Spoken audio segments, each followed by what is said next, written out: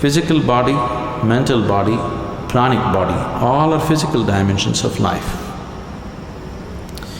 This physical dimension of life, both in all these three dimensions, carries the imprints of karma. So when a person dies,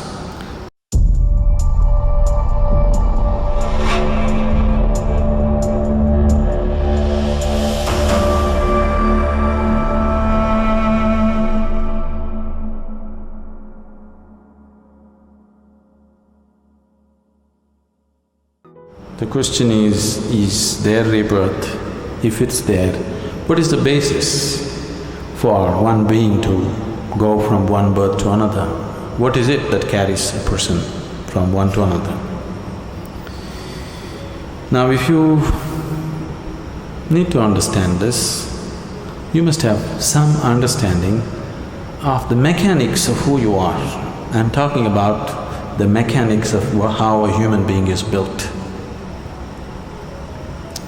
See, when you say I'm a human being, the outermost periphery is the physical body. In yoga, we look at everything as body because it is easier for you to understand that way. So we see the body as 5 dimensions or 5 sheets. Physical body is known as Annamaya Kosha. Annamaya Kosha means… Anna means the food. This is food body. Next one is called Manomaya Kosha, that means it's the mental body. The third one is called Pranamaya Kosha, which means the energy body. Physical body, mental body, energy body. All these 3 dimensions are physical. They are physical existence. Physical body is very gross, mental body is subtler, energy body is even subtler, but all these 3 are physical. It's just like the light bulb is physical, you can see that. The electricity behind also is physical, isn't it? The wire that connects is also physical, the electrons that flow through the wire also are physical existence. So similarly, physical body, mental body, pranic body, all are physical dimensions of life. This physical dimension of life, both in all these 3 dimensions, carries the imprints of karma. On the body it is imprinted, on the mind it's imprinted, and on the energy it's imprinted. This karmic imprints or the karmic structure is what holds it together. Karma is the cement which holds you to the physical body. Karma is the bondage, at the same time it's only because of karmic stuff you can hold on to the body and be here. This is where spirituality seems to be difficult, because if you try to take it away, it doesn't work. If you try to add, it doesn't work. You need to be just there. If you're just there, it's a moment. Now, the next 2 dimensions are called Vijnanamaya Kosha and Anandamaya Kosha. Vijnanamaya Kosha is non-physical but related to the physical. It is like a transient state. Anandamaya Kosha is completely non-physical. So, Vijnanamaya Kosha and Anandamaya Kosha means it's the bliss body. There is a bliss body inside which is 100% non-physical. It has no form of its own. Only if the energy body, the mental body and the physical body are in shape, it can hold the bliss body in shape. If these things are taken away, the bliss body will just become a part of the cosmos. So whatever you are referring to as Atman or the soul is a fiction actually. In the sense, people are describing a certain limitation of the non-physical as a soul. But the body for the soul is still your karma. If the karmic structure is completely dismantled, there is no soul, everything merges into everything else.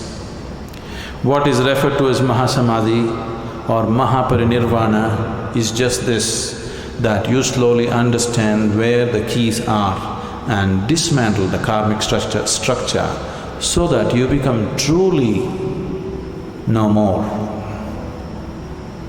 When somebody dies, we say this person is no more. That's not true.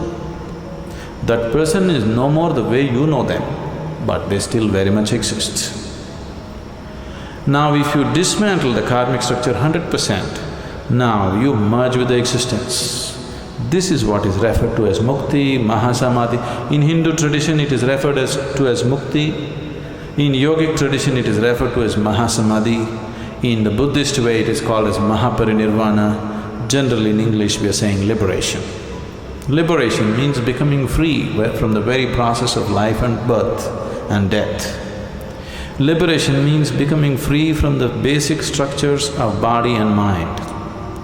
And for all this, the karmic structure is the strings which hold these things together. So when a person dies, obviously the physical body is something that you borrowed from the earth.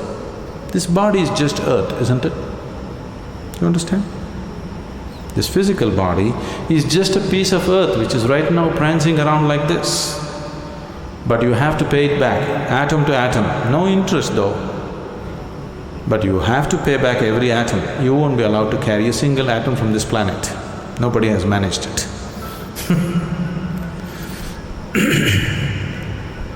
Physical body will fall apart. The mental body and the pranic body, depending upon the strength of your karma, goes on. If the karmic structure is very intense, unfinished, then it has to finish it.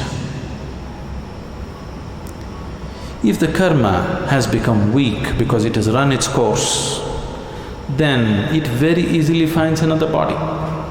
If it has to find another body, the intensity of the structure should come down, it should become passive. If it is very intense, it cannot find, it has to hang. So this is what you're referring to as ghosts. Somebody is dead, his karmic structure is still intense because it's not over. Now he needs much more time to find another body, he still exists. And the more intense his karmic structure is, the more visible he becomes, or more experientially available to people. There are innumerable such beings all around you, whether you know it or you don't know it. But most of them you won't feel because their karma is dissipated. They're just waiting for more dissipation before they find another body. But if their karma is very intense, this is why they told you in the tradition, if somebody dies unnaturally, either by accident or suicide or some other way, they will become ghosts. It is not so, everybody becomes. It is just that they are more experienceable. They are more available to your experience because they have more intense karmic structures. So you people may experience them little more than other beings who die of old age. If one completely completes his allotted karma for that life, he will die just like that, without disease, without accident, without any injury. When one dies simply like that, that person may find another body within hours. This is why in this tradition always they said, if one completes his life and dies peacefully, it's the best way to die because he need not hang around. Immediately it goes on. Now when you walk the spiritual path, the ultimate goal for every spiritual seeker is, he wants to break this whole process. Or otherwise, to use an analogy, we can say, what you call as my soul right now is like a bubble. The outer periphery of the bubble is your karmic structure. Inside, there is air. Suppose you blow the bubble, you burst the bubble. Where is the air? Where is your air? There is no such thing as your air, it's become part of everything. So what you call as soul is fictitious because there is no such thing as your soul and my soul and somebody else's soul. Right now, this unboundedness is contained in the limited karmic structure. So it makes you believe as if this is a separate entity. If you take away the keys which hold the karmic structure, then it just collapses.